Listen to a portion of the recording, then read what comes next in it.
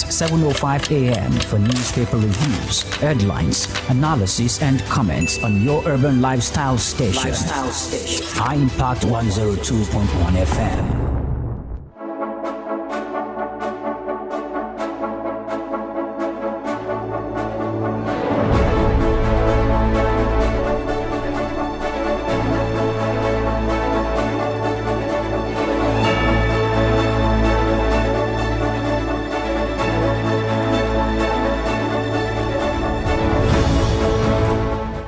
Impact Radio 102.1 FM. Good morning, Lagos. Good morning, Nigeria. Welcome to the newspaper review, where we get to analyze all of the stories that made front page in some of the dailies that we have with us today.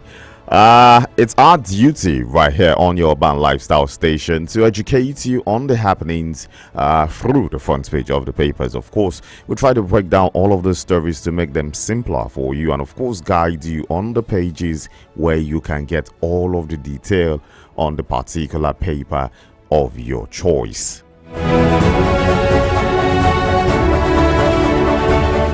Well, today won't be any different. We'll be taking the same routine of doing our job for you, making sure that you get to analyze all of these stories and have an idea of everything going on in Nigeria and, of course, across the world, as much as we have them on the papers this morning. My name is Uche Okorie, and you are welcome to the show. You can always be a part of the conversation if you call us on 0907-224-5018, 0907-224-5018. That's the number you can reach us at. And of course, we are streaming live on YouTube at Impact 102.1 FM. So go subscribe to our YouTube channel. Click on the notification button so you get to know whenever we are live right here in the studio.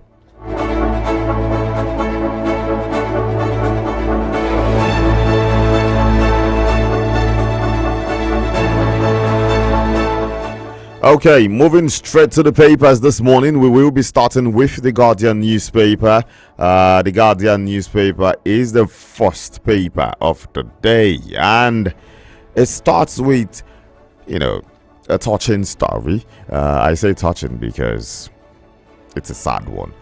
Suspended school feeding initiative leaves 9 million pupils, 250,000 jobs stranded. If you remember when the school feeding program came in place, so many testimonies as to how amazing it was from the previous administration and how it benefits the students, and now we're hearing that it has been abandoned and or suspended, as the case may be. And for that means 9 million pupils are unable to get that service at which they got previously, and 250,000 people are out of jobs. It's a sad situation, but how are we going to actually get these figures to say, okay, it is authentic? And I say so because we also heard rumors that some of these things were not really going on as it was claimed, but we can't be so sure. That's why we want some sort of transparency. We need to see facts and figures. We need to see how all of these things were done in the past, how much was used, how it was used. We need to see all of the details that concerns the school feeding program so that we can truly know if indeed this 9 million pupils do exist. And even if they do exist, were they truly benefiting from the school feeding program from the previous administration, all 9 million of them? And the 250,000 stranded jobs, were they fully, with jobs from the previous administration? We need to get all of the details so that there will be no doubts in the mind of the everyday Nigerians. But of course, you have to look at the Guardian this morning if you want to get facts and figures of some of the things that led to this. So it's on page 6, and there are graphics showing so many of them right here. So you know what to do if you're interested. Underneath right here, you get to see this one. 2027, Rufai reveals PDP in talks with Obi for major return. Rufai reveals PDP in talks with Obi for major return. You find this one on page 3 of the paper. Underneath it, Ministry NDLEA OK compulsory drug test for undergraduates. That story you find on page 30 of the paper this morning. Nurses begin warning strike over poor conditions, leave patients stranded. This warning strike kicked off yesterday at 0000 hours after a 15-day ultimatum was given to the government, but it is a warning strike which is going to hold for 7 days, as the National Association of Nigerian Nurses and Midwives have said. And we are hoping that the government would use these 7 days to make sure that they get to talk to these women and men, as the case may be, speak to them, get to do what they want, or even and I talk about their utmost satisfaction, because it's important they are satisfied. It is really vital they are satisfied. We know that many of these people are underpaid, but yet, even when we know they're underpaid, how quick do their pay come? And these are essential. We should always take care of them, because health sector is as vital as you can imagine. I've always said it on the program here that you should not joke with those in the health sector. We shouldn't joke with those in the education sector. We shouldn't joke with them. These are vital people for the growth of Nigeria. They are as important as you can imagine. They're as important as the farmers. They're as important as the politicians themselves, if not more important than the politicians themselves. I don't think we ever have any time where politicians have complaints in terms, and when I mean politicians now, I'm talking about those ones in position of power, where they have any complaints about payments and when the payments is supposed to come, or if the payment is being underpaid, because all of them get what they are supposed to get when they are supposed to get, if not even more. But yet, hardworking Nigerians who make sure they sacrifice their lives, their time, their health for the betterment of Nigeria are still treated like nothing. Like they don't deserve the pay that they're asking for. Like they don't deserve the services that they're asking for. Like they don't deserve the remuneration they're asking for. It is sad. It is really, really sad. And Nigeria needs to start taking them as serious as they deserve to be taken. Those in the health sector, the teachers, the professors, those in the education sector, they are really, really vital to the growth or the demise of Nigeria as a country. Other stories you find right here on the Guardian newspaper. TCN board reaffirms corporate governance standards, faults prolonged tenure of interim directors. You find this one on business page 18. Underneath it, Saudi to expand operations in Nigeria with TransBlue partnership. You find this story on page 5. Just underneath the nameplate this morning, Alia dissolves cabinet, appoints Ataga as new COS. This is on the panorama page 2 of the dailies this morning. You look at the next story just beside it. It says marginalization. North's fiscal position stronger under Tinubu, says Bagudu. This one you find on page 3, just in case you're interested. On the Guardian newspaper this morning, NNPCL suspends sale of refinery, exports 400,000 metric ton of refined products. You find this story on page 7 of the paper, and this particular story is good news, and it's something we will get to talk about. I believe it's something we will see on other papers, and so not to get to repeat ourselves, we'll have to wait for it maybe till the last paper, and I will talk about this particular story. But until then, that's the much we can take for the Guardian newspaper.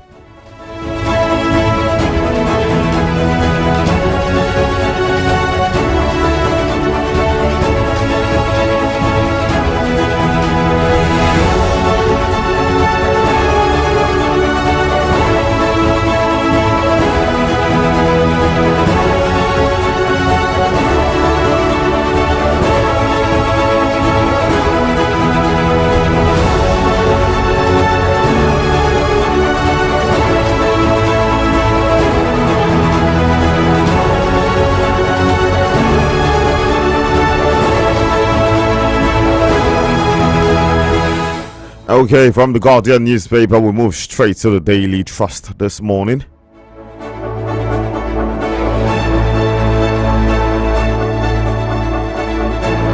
And the Daily Trust starts with a rather sad story.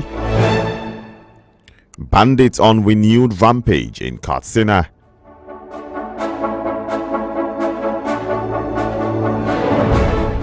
One writer to that story says villages evicted, forced into peace deals. And indeed, a really, really sad one happening in Katsina State as stories about bandits taking over many parts and many villages in that state and forcing them to sign peace deals that they do not want to sign. We're in a country where a government exists, a country where leaders in power are there to make sure that the people's life and property is indeed safe, is indeed secure. And yet you have communities where it feels like, for something like this now, where people have to be forced to sign peace deals with bandits, with charlatans, with criminals. And as a people, we have to force ourselves to say, okay, we'll do this, we'll do that, we'll do this for you not to take our lives, for you not to burn our properties, for you not to, steal from us. Where are the security agents? Where is the government? How do we, look at ourselves every single day as a people and realize this sort of thing is going on and there's no outrage? How have we come to a point where insecurity seems like normalcy? Come to a point where we hear every single day on radio, on TV, we see in the papers about insecurity, and it's just like, yeah, another day, another thing. Something we've gotten used to. How do we get used to insecurity? I've never imagined that a society will get used to insecurity. Have you ever thought something like that would happen? No, not even about getting used to security, but what kind of government is it that you're allowing your people to sign a peace, that kind of a thing with bandits? It's odd. It's really why odd. Come to that point? Well, I don't want to believe maybe the government allowed it. Probably the people had no choice but just to come to that peace deal. But what's the government doing to make sure that... for them to be there, at least there is a government that is, with these people, or at least there is somebody.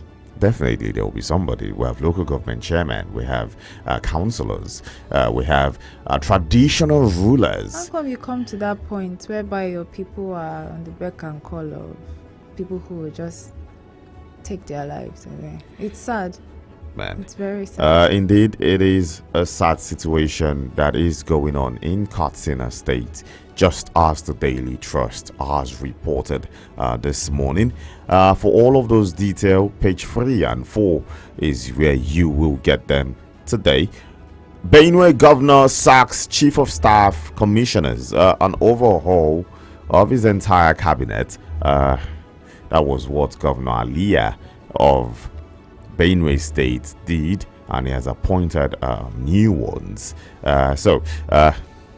If they're not doing their job, I guess that's the way to go, and hopefully these ones will get to do their job, most especially in terms of securing the lives and the properties of the people of Benue State, a group of people that basically feed us to a great extent. They're not called the food basket of the nation just for show.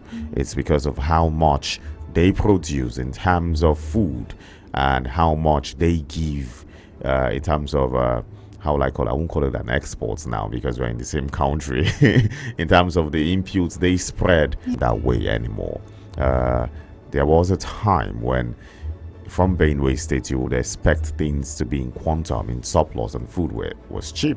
But the fact that Benue the fact that Benue State is going through a lot of insecurity we've seen how badly it affects us as a country. Now we understand the country is the same pain at this other section of the country. So the ripple effect will always be there. So you're not talking about it. You thinking it's not affecting you, it's a lie. You're just not mentally placing yourself in that place where for you to really understand that, oh, this thing is actually a ripple effect. Benue State, Plateau State, so many parts of the north, and these are people who produce a large quantum of food to the entire part of Nigeria. And today, what's the result of that, apart from the fact that there's inflation and all of that in terms of the whole economy thingy? But because of that, there's high food insecurity in the nation now. High food insecurity in the nation now. And this is because people can no longer go to the farms. Not only in the northern states, so many places in the southwest, so many places in the southeast.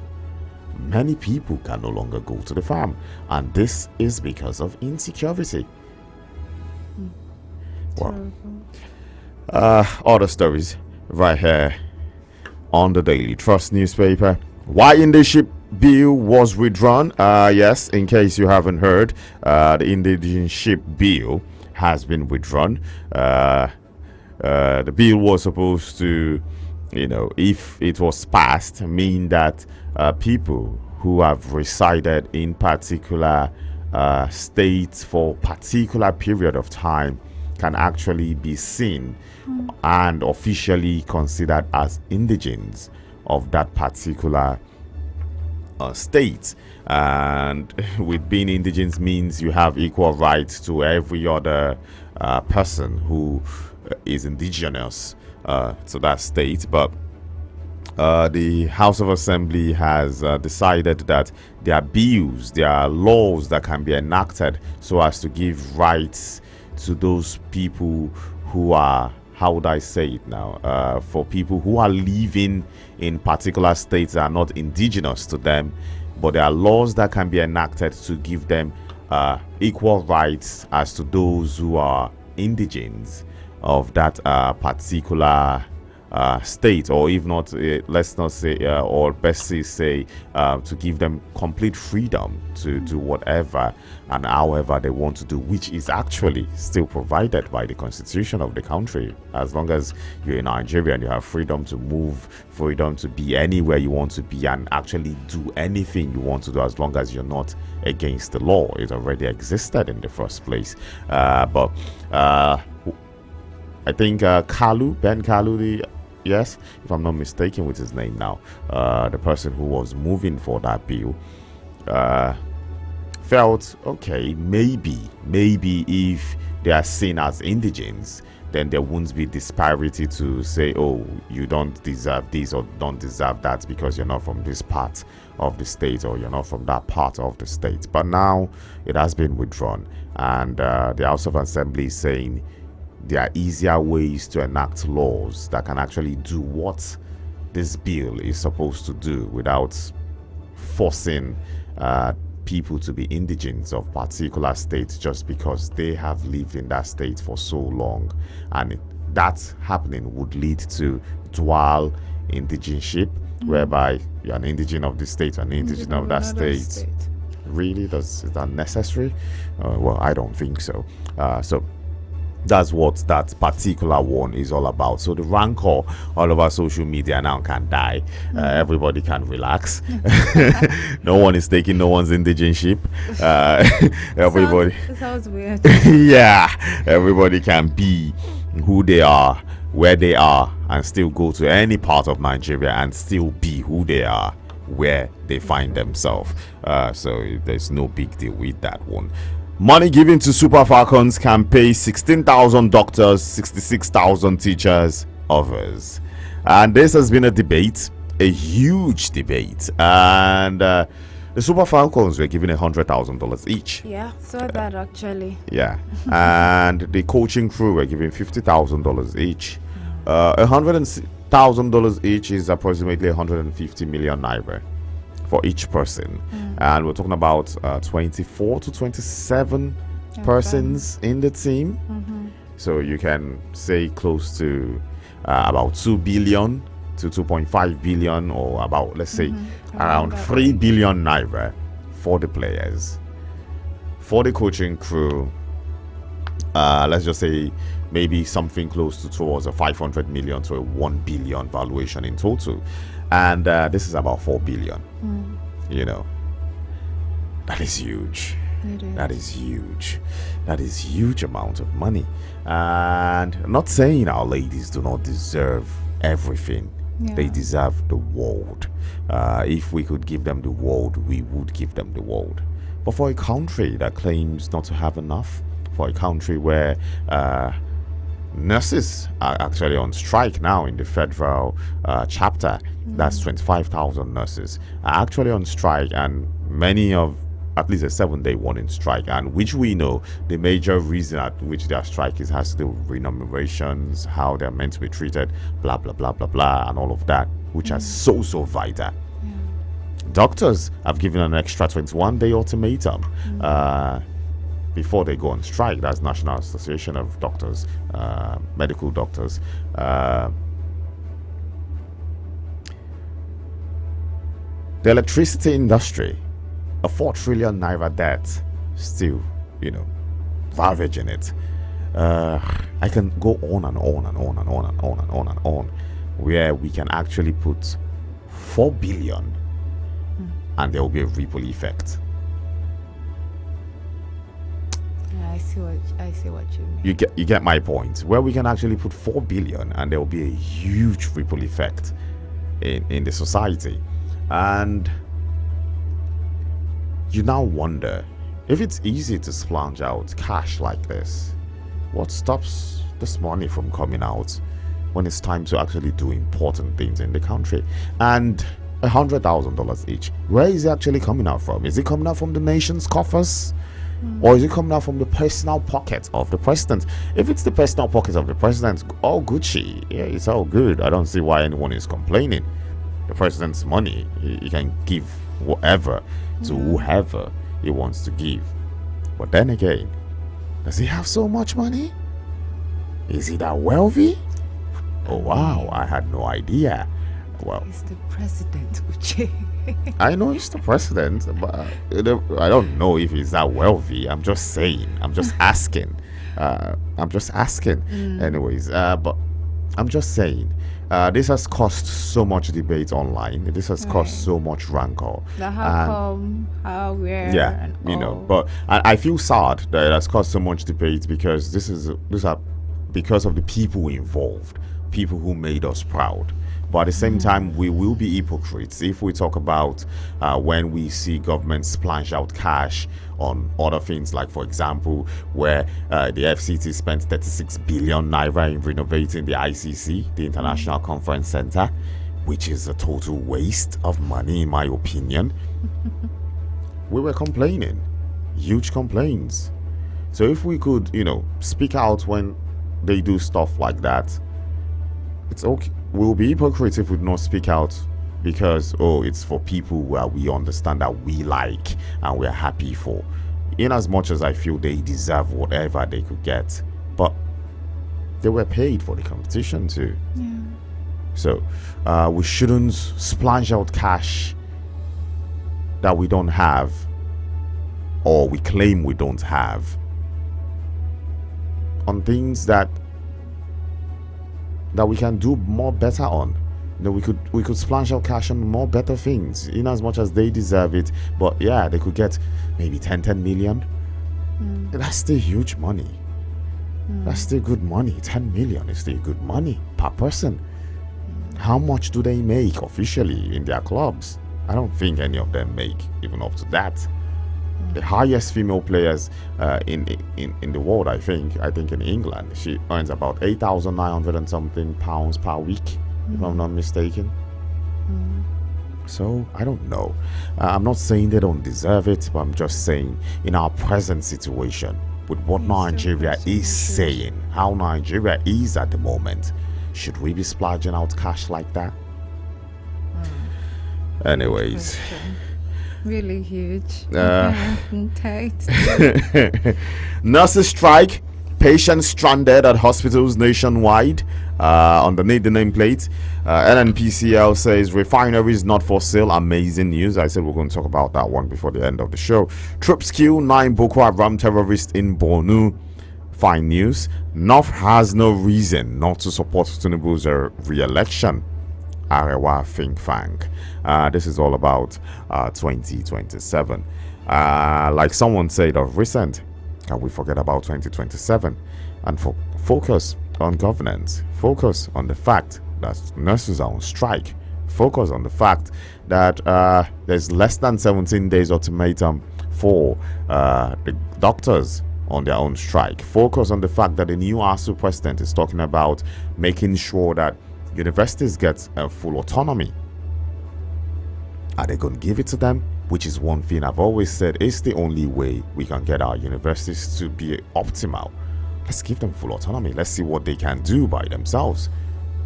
Use your money to, boost your universities. Let's see what they can do. You just can't keep spoon feeding people all the time. Yes, I know there'll be a huge ripple effect in terms of school fee. It will go higher and all these things. Then government can come in place and put subsidy in check, do things that they can do to make sure that people can still afford it. Things like student loan, which is going on now too. Yes, an amazing thing. Now fund and all of that. But some of all these things only came into place when government also defunded the education sector, which also cost an increase in the school fees, which brought about Now Fund. So it's all the same. But as the president, the new one talking about university autonomy, which I think is a good way to go. Let's focus on all of these things. Let's focus on the fact that it's 12 months now, where at least officially a year, where the Supreme Court signed local government autonomy into law, but the autonomy is not yet functioning. Can't we focus all on that and forget about 2027? It will come. It definitely will come. At least there's still some things. But there's so much in hand that we have to do. 2026 will still come before 2027. There's so much we need to focus on. It's not always looking like 2027 is next year. Man, it feels like it's already here. Like that's the only thing everyone is talking about. Let's focus on governance. Let's focus on what is going on. There are so many things going on in the country that needs fixing. The NNPCL not selling the refinery, amazing news. Okay, that's the Daily Trust for this morning.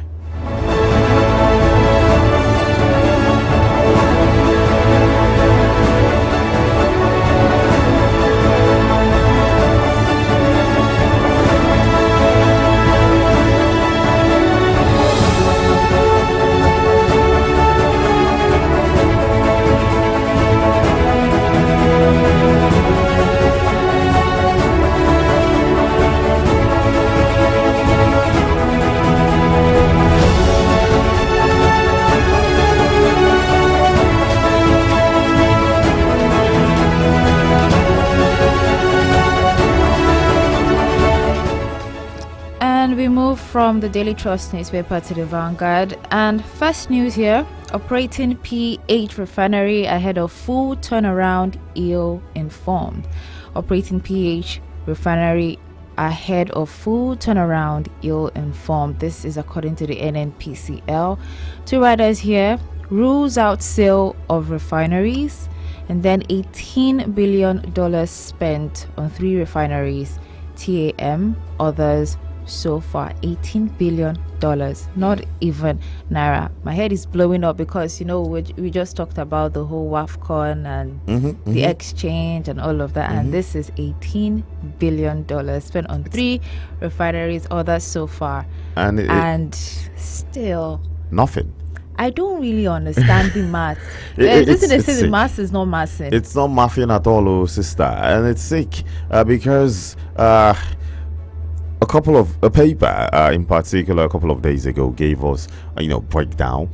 We saw that for years we even have staff working in those refineries. They're paid. There was overhead cost for staff for refineries are not working. But we've spoken about that. We've flogged that over time. But let's focus on the news, the good news that the NNPCL has chosen not to sell the refineries. And I said it's good news because privatization has not favored Nigeria so far since it came into the Nigerian space. And I say so because why? We saw what happened with NEPA moving to PHCN. And all of that. It still hasn't gotten to where we want to get to. And we don't trust our leaders. I'm sorry, but I'm not sorry. To a great extent, we do not trust our leaders. And so when you say privatization, we always assume, man, you're about to sell it to your cronies, you're about to sell it to your friends, which in many cases is what they do. And we do not want that for our petroleum sector. We do not want something whereby it gets monopolized. We do not want a situation whereby it's the big wigs who now just go for it, in the sense that if it's up for sale, you and I can guess who's going to buy it. Right. Even without saying who. We could give an actual guess who's going to buy it. True, though. Which might lead to monopoly. I believe before we can go into that part, there needs to be some sort of stability in our oil production system. That we need so many things that we need to fix. Oil theft. So many things needs to be fixed when it comes to the oil industry in Nigeria before the government can say, oh, okay, let's now play an overseeing, role. We could now privatize it and play an overseeing role, and this time privatizing it well, actual contract bids, all of all those things, But for now, I don't think we should. Yes, there's a new player in the game in the private sector with his own refinery. Right. Yes, there are independent marketers who import fuel. Let them still exist. Let the new players still exist. Let new players come into play. And let the NNPCL still exist. Yeah. Be a competitor with them. Compete with them. You have the crude. I believe if the NNPCL is still very active with 3 refineries working optimally, the price of fuel will crash. Yeah. It will definitely crash. Actually. But if it goes under the private sector, whereby now the NNPCL would not have to sell the crudes to them first and foremost, and all of that. In as much as I know with the NNPCL, they too, one way or the other, there'll be some sort of payment and all of that when it comes to crude, and or there'll be some back channeling so as to make sure the market is balanced, and all, so it won't be different from the ones too different from the ones with the private sector. There will be some sort of balance, but there'll be a difference, and the private sector too will want to meet up so as they will compete with themselves. So until those structures are fixed into play, I do not believe Nigeria is ripe enough for our oil sector to be privatized. It's just how I feel. Makes a lot of sense. So this particular news is on the Vanguard newspaper, and you can find it on page 5. Then we have here, Nigeria was heading for 12 trillion naira subsidy debt.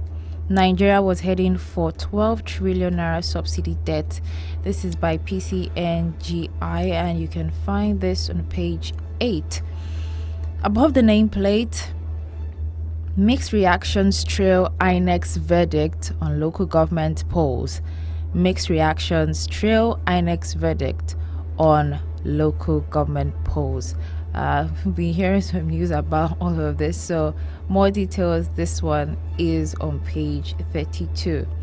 Hospital services disrupted as nurses strike enters day 3. Negotiations continue tomorrow. This you can find on page 8. IDPs protest in Benue, block Makodi Lafia Road. IDPs protest in Benue, block Makodi Lafia Road. That news is on page 7.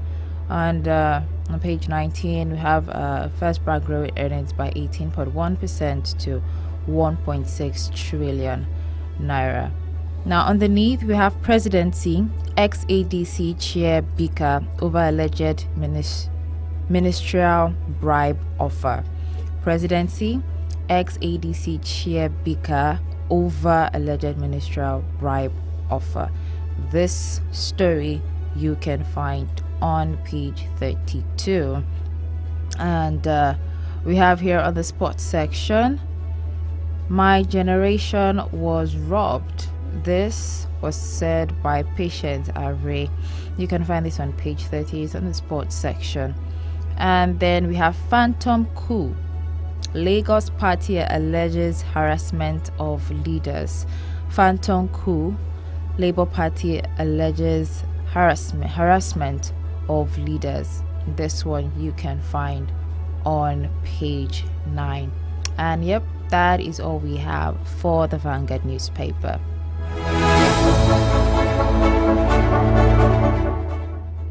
And then moving on, lastly, we have the Punch newspaper here. First story on page 2 says power rotation debate heats up as North reviews Tinubu's scorecard. Power rotation debate heats up as North reviews Tinubu's scorecard. Two writers here. Tinubu must complete 8 years, say Afenifere, Middle Belt Forum. Another says opposition tackle APC's zoning stand. This huge story, again, you can find on page 2. Next up, Nihotar sets up panel to sanction tourism offenders. Nihotar, okay, and that one is on page 40. Still on the Punch newspaper, Olubado Olakunleyin for burial. Olubado Olakunleyin for burial. This one, that's on August 8th. So preparations are ongoing. And you can find this one also on page 30. And more stories here. Yep, more stories here beside the nameplate. Nurses shun federal government talks, begin warning strike today. And that is much we can actually take on page 40. Yes, we're actually out of time, so we need to be heading out. But you can grab a copy of the Punch newspaper to find more details about it. Yeah, the Punch is how we have to call it an end on today's edition of the newspaper review right here on our Impact Radio 102.1 FM. I want to say a very big thank you to everyone who tuned in. Thank you so much for joining us this morning.